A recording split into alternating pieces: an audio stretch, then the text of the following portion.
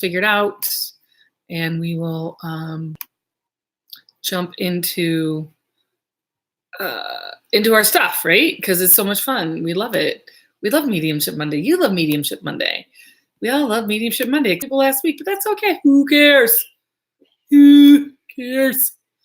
All right. So, let me know you're here. I see all y'all. And is it looking a little wonky?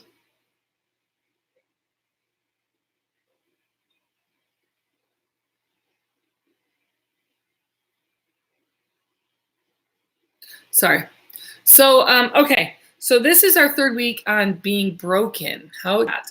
So, Sherry, are you in Florida now? Are you in the land of palm trees and warmth? So cold here. I can tell you, like, I have a ton of blankets just out of sight. Just out of sight. So, is Facebook working? Oh, you're going to go in 10 days. So you already know it's cold here. You know what's going on. Sherry, if you would do me a favor and just anybody who comes onto YouTube, I would really appreciate it, or Facebook. I would appreciate it if you shared it, if you liked it, if you talked about this stuff. For some reason, I'm not seeing anybody on Facebook, which is so like not normal. So I always wonder, I mean, I'm seeing people, but nobody's saying anything, which is so weird, like really weird. So whatever that means, it means. So I want to talk to you about being broken. This is our third week in our series, and it is, I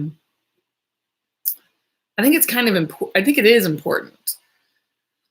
So first off, I have to let you know where I'm going to be, right? And I'm going to be at Earth Elements. I will be there on this Thursday, right? I'll be there this Thursday. I think readings start at 6:30 and go to 8:30, and I'm really looking forward to that. And I'll be at Sal's on the day before Halloween, so I will be there October 30th. I've got a lot of individual readings, and as you know, I do recently have an office. So if you're interested in a private one-on-one session, now is the perfect time to do it before I get called back to work. So don't hesitate. Okay, so here's what I want to talk about. I want to talk about why the heck we get broken. Usually, there's a couple things that happen.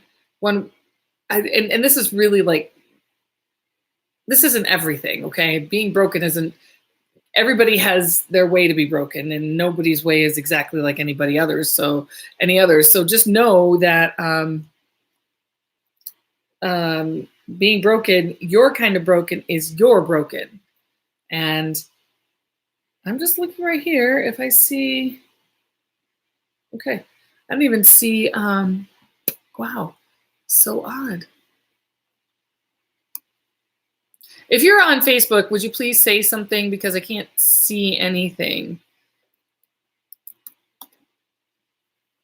Oh, there's a whole bunch now. All of a sudden people are saying, wow. Okay, hang on. Now I gotta like look at what you guys said, because a whole bunch of people just came out. I mean, a whole bunch of things. Hey, Janny, it's working. So literally, I didn't see anything any of you wrote until now. All right. Okay, Thursday I'll be there, right? Facebook is working. I'm catching you on time. Hi, Stephanie. Hi, Laura. So it's so weird. So nothing came on. Hi, Wanda. How are you doing? Nothing came on, and then all of a sudden it populated everything. So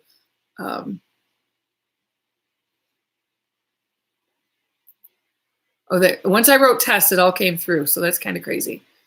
See, you do have a gift, Krista. That's true. Hi, Jill. Hey, oh yeah, where is your top fan thing, Krista? You must not be liking my stuff enough. Don't worry about it. You'll have to work on that, Krista. I thought you were going to be my agent. Okay, so being broken is very, very difficult. So I want to talk about some of the reasons that we get broken. We get broken because we're lonely. We could be in a relationship. We could be lonely. We could be, and now it's not. I know, I saw you did have a badge. Taking things personally, we can take other people's projections.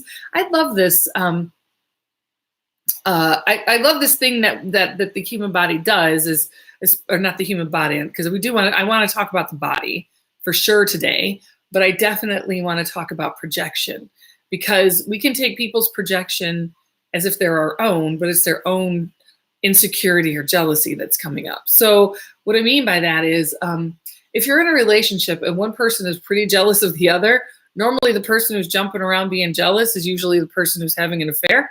So I just, a broken agent, you're fired. You're not fired, Krista. So,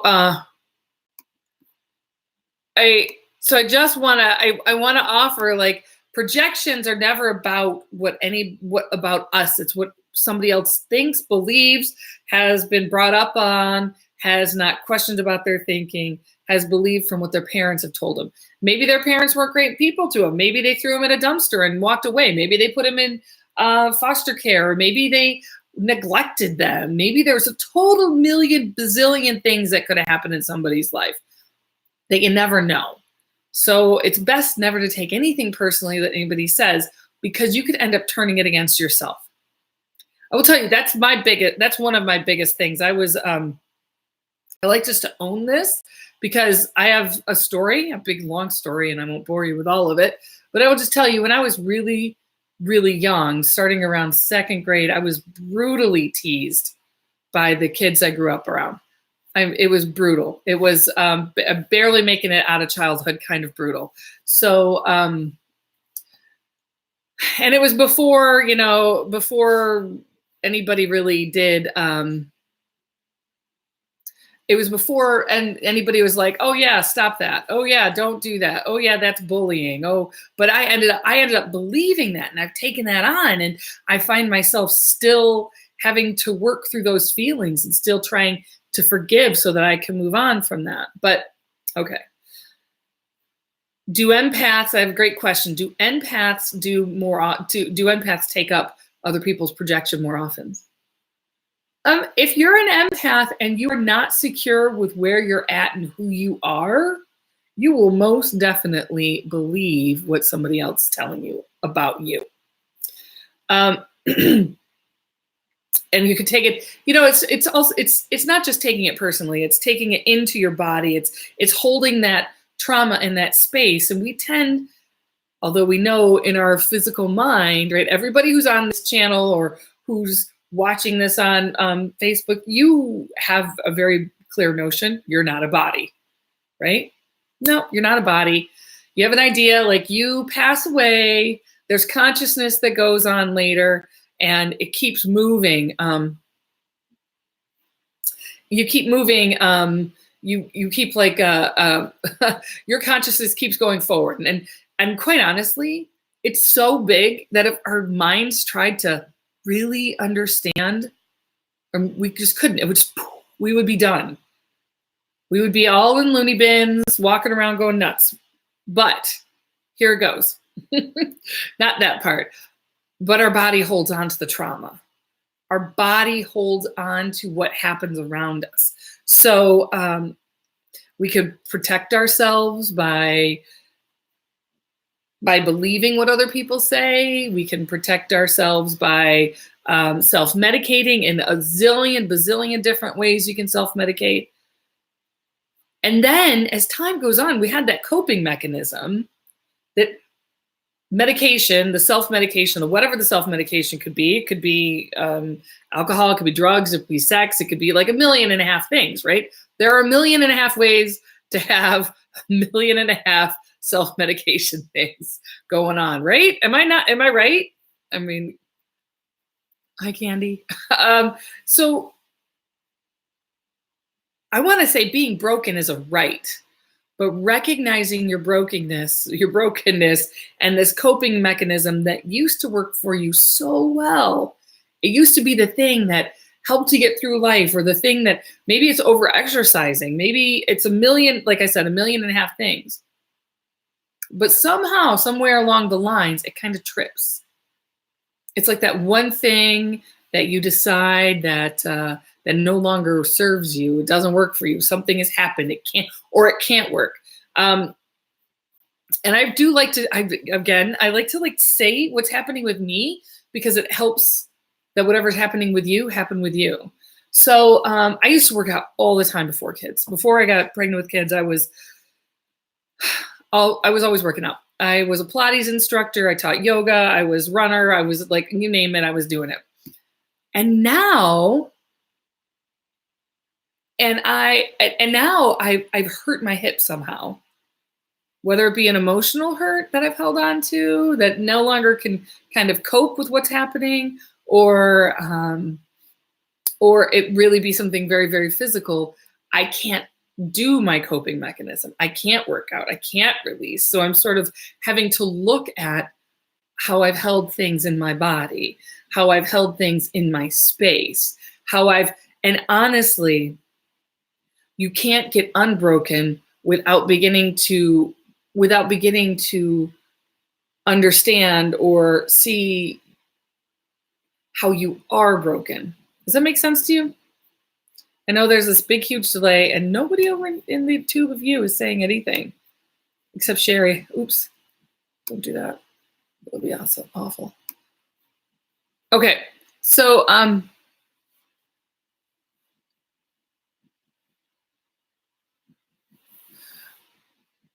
oh, you're gonna drag me to bingo. I'll go to drag queen bingo. I will love her.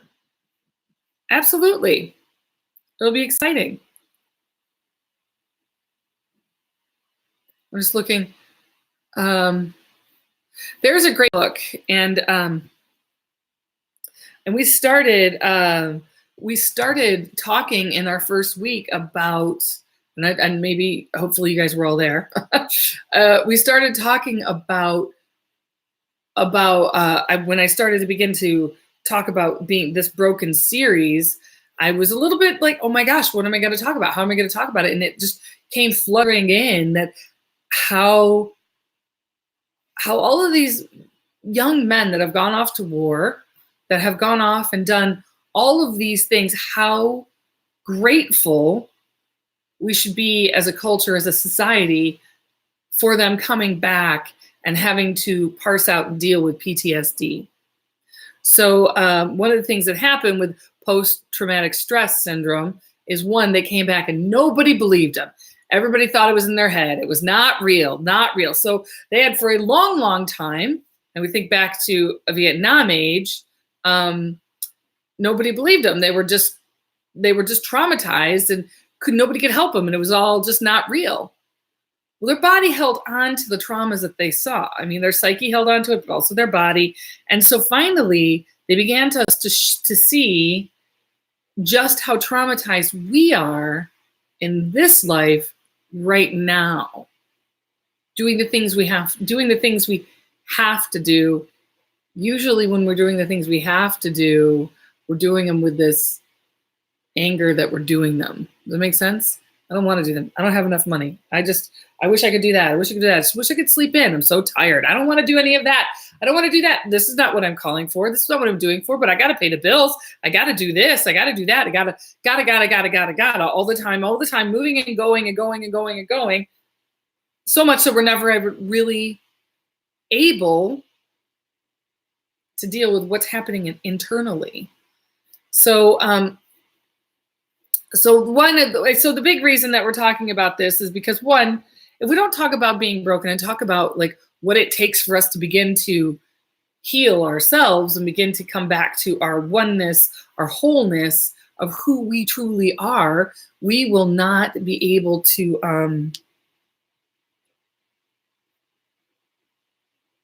or it'll be much harder. Let's just say that. I don't want to say not be able to.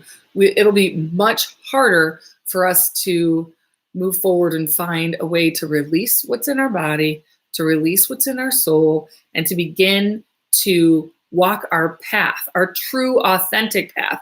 Not the path of we gotta, we must, we should, because that's all we're doing. And our coping mechanism has broken. It hasn't worked stopped working. So it's time to find a new way to work around that. So so when I do coaching, I do spiritual coaching with people.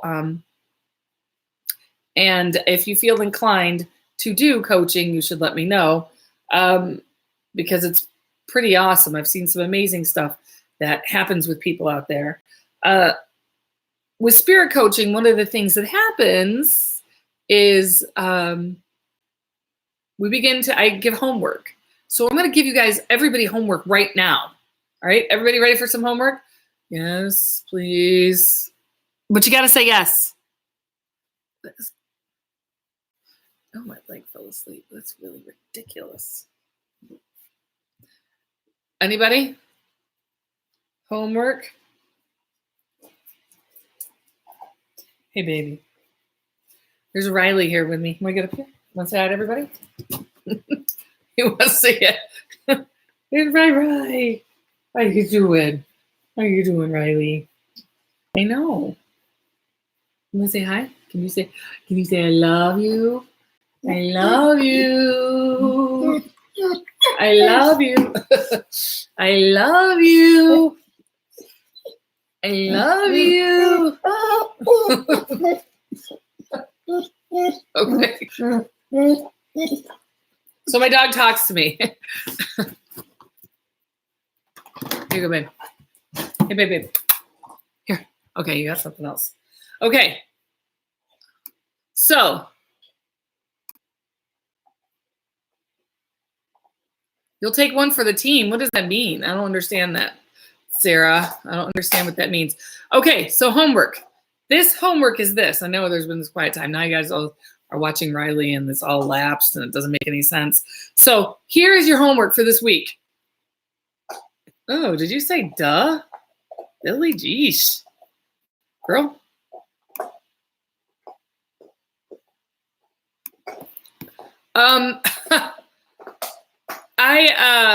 What I'm wanting you to do for homework is this. I guess YouTube is going faster than Facebook, so it doesn't work that well. I want you to get a journal for this week, and I want you to write down 5 things you're grateful for at night. I want a gratitude journal. I want it every night. 5 things you're grateful for, 5 things that you're noticing in your life, 5 things that you're seeing that can really begin to that you really like are aware of, that you're really thoughtful of, that you really see and you're pretty excited about. So I hope that makes sense. And I missed everybody again. So a journal, what you're grateful for. Now, the next thing is a little bit trickier, okay?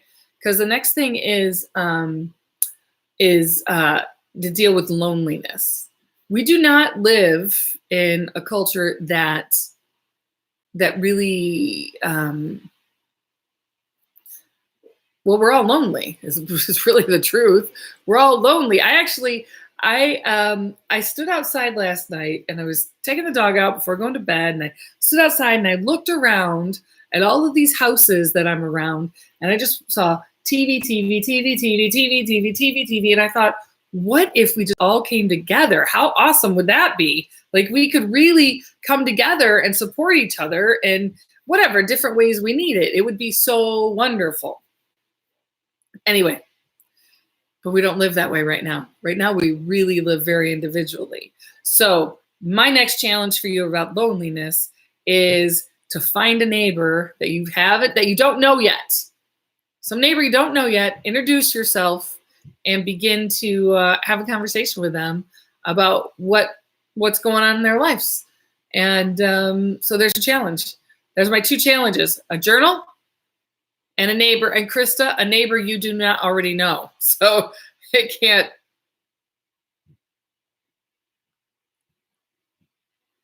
Oh, is there a sweetest day? I don't even know that. Okay, well, again, don't take the day personally. It's just a day. It's your judgment around the day, whether or not it's, just let that part go. It's your judgment that you should be with somebody or that they should get you something. Oh, now a ton more came through.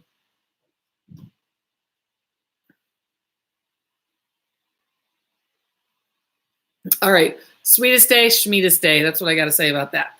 Let it go. It's not that big of a schmuck. It's just your judge. Again, it's a completely neutral day. We just have decided, somebody decided that it's got to be a sweetest day, and you have to. I got an idea. How about every day you care about the people that are around you? It's kind of crazy. It's very, very, very like traumatic, or actually, it's very, very altering, life altering if you treat the people around you as if every day is sweetest day. All right. So, journal 5 things you're grateful for, and journal 5 things you're grateful for, and find your neighbor and begin to like reach out to people and really try and build something around you, people you don't already know. Find a way to say hi, find a way to get to know each other, find a way to really reach out, because when you're reaching out and helping somebody else, you truly are helping yourself. So I love you, Krista. You are so sweet. Hi, Janet. I just saw you on there. Haven't seen you in forever. Was thinking about you just the other day. I think a lot. So that's pretty much what I'm going to do right now. I just want, so you have the homework, which is the journal, 5 things you're grateful for, and introduce yourself to a neighbor that you didn't know before. And oh my gosh, you are really wanting to play right now. You want to come back up here and say goodbye? Come on. Nope. All right. He wants my attention really bad. So I got to go. He probably has to go outside. So I have to leave right now. Meet your neighbors. Somebody you don't already know. Have a conversation. And definitely write your journal. Okay? Okay. All right. Ciao, ciao. I got to go. The dog needs me. Adios. See light, be light. And the shirts are coming soon. Bye. I think. Yeah, I think they are. I think they are. Mm-hmm, mm-hmm, mm-hmm.